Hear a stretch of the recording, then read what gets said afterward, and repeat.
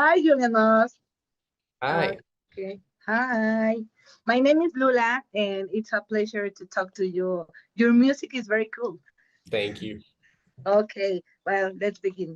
You come from a very diverse, independent, and science. At what a point did you feel that your sound began to take shape and stop looking for the external reference? Um, so with this record, I feel like the goal with it was to kind of take everything that I grew up on, um, and what I was listening to at the time, because I basically wrote the whole thing in high school, but really kind of started finalizing it afterwards.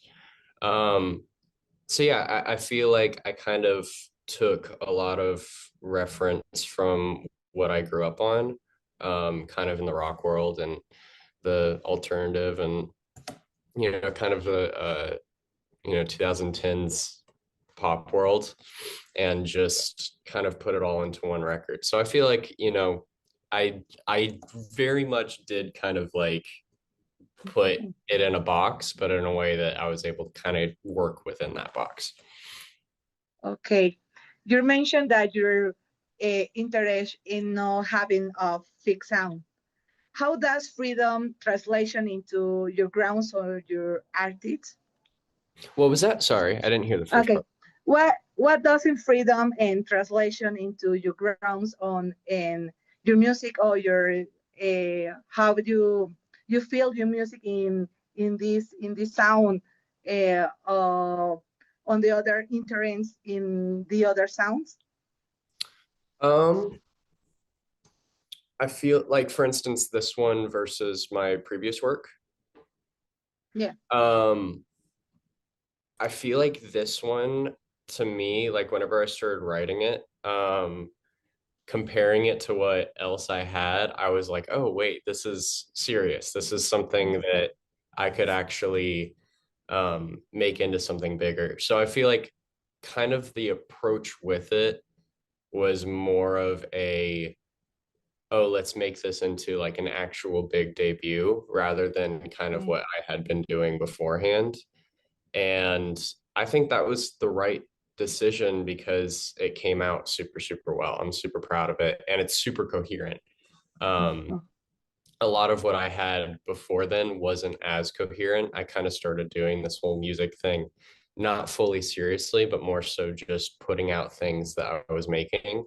Um, and this is really kind of something where I didn't know when the real start was going to be. And Mhm. this became that. So, Okay.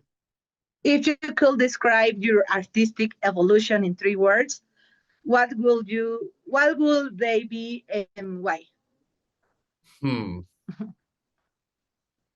that's a good one. I'm thinking 3 words. Yeah. I would say definitely growth is one of those. Um, just because I'm super proud of just me in general in the process of this. I'd say um fluidity. I mean, this whole record feels super, super fluid. It's weird because I was expecting to go back and once this is out and listen to it for me as, of course, the artist, and I'm super harsh and critical on myself. I was like, oh, there's probably going to be points where I feel like there's things lacking. But honestly, listening to it, I'm super, super proud of the way that it flows. Um, and then I would probably say, um, let me think. Sorry, 3 words. Words are so hard to put so many things into one. I would say, um,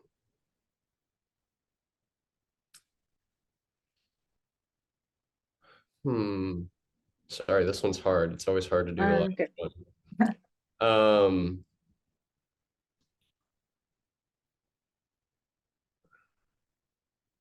I would say clear. I feel a lot more Okay. like clear. I mean, after doing this record, I feel like not only just with the music and kind of learning how everything works, and because I kind of just put myself into, okay, now I'm making a rock record.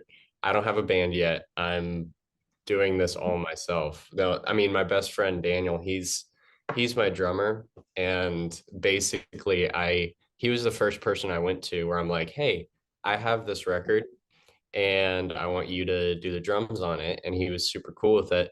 Everything else I did myself. But with that, of course, that's great. And I feel super, super proud of that. And I feel like everybody that I've talked to about the record, that's kind of the thing that shines through, is like, oh, you did it all yourself. But the thing with that is doing things a little bit in reverse and Okay, knowing that that's something that I want to avoid for next time. thank you, Julian. Your song is very emotional. And how do you start creating a song in this universe of Julian? Um, so I can't spoil too much because I kind of have it all planned out to the very end. But um I kind of have I'm not really like a mood board person, but I'm very much I write the whole entire story, whether it be um for all the videos or for all the all of that stuff beforehand. I kind of had the idea of, oh, I want to do a record that the whole theme of it is red, and the whole theme of it is kind of this um 90s, early 2000s feel, because we're kind of seeing a lot of a revival in rock music just in general. So why not lean into that? But with that, it makes it easier to where I'm like, okay, this is for this and this is for this. Okay. So, for instance, there's songs that I had written around the same time as Cherry that I'm not going to be using until 3 albums down the line or the next record or whatever. But it ended up being that these 15 tracks just worked together.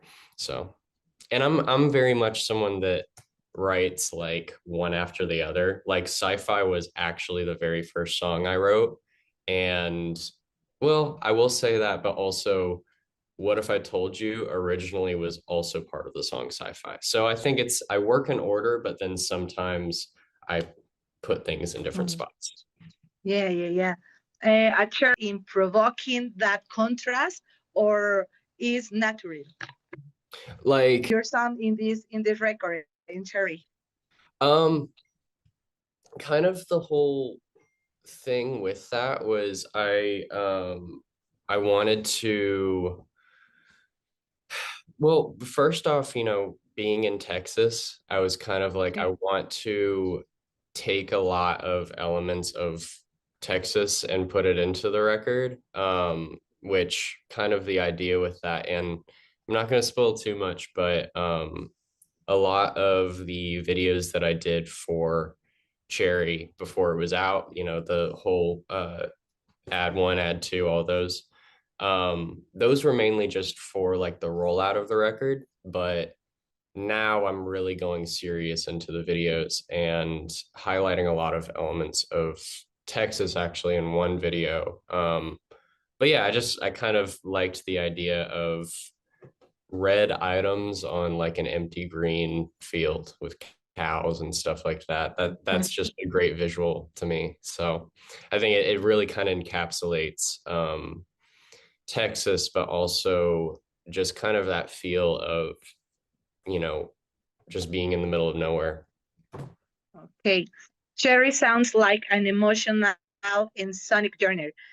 What does the title represent for you? It's a word or it's an aesthetic concept? I will say it honestly does not mean the actual word cherry to me at all. I feel like um it kind of started with, of course, it being, a cherry and things all revolving around cherry. But I almost look at it like a brand name. I look at it as something where, you know, you could take this album and not only can you make like a lot of good merch with it, but also, you know, it's almost like what we see, how sometimes we see like a brand on something and it's like, why is that even on that? It's weird. It's kind of that type of thing of just putting a label on everything is Cherry.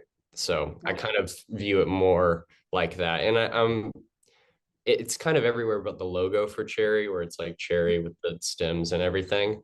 That's kind of my reasoning with it, is it's just a logo for the album. You know, Cherry, it's just a logo for the universe that it's in. Yeah. Okay. What was the most honest or vulnerable moment in your experience during the creation of the album? There's a lot. I think I kind of look at the album in thirds, and the first third was all high school. Like that was all stuff that I had written in high school. And then you get into kind of the middle third, and that was really a time period where I was super, super lost. I didn't really know what to do. Which that of course brings songs like The Tree, Hey You, Hammering Man, What If I Died Tonight. And I would say kind of that section of What If I Died Tonight to Did You Ever Think to Love to Number One to What If I Told You, that's the most honest part in the record, to where I'm really fully just talking about um, things I'm experiencing just literally firsthand. What If I Told You, that song's fully just like a little bit of a letter to myself. It was something that I feel like I needed at the time. And then I wrote it and I was like, oh, wow, I just, you know, made a difference within myself just by writing something. So that was the most honest, is being able to almost write a little bit of a letter to myself. Okay, Julian. The last question. If somewhere listening to Sherry for the first time, how would you like them to feel at the end of the album? Um, I feel like there's two answers I could give for that. I think Okay.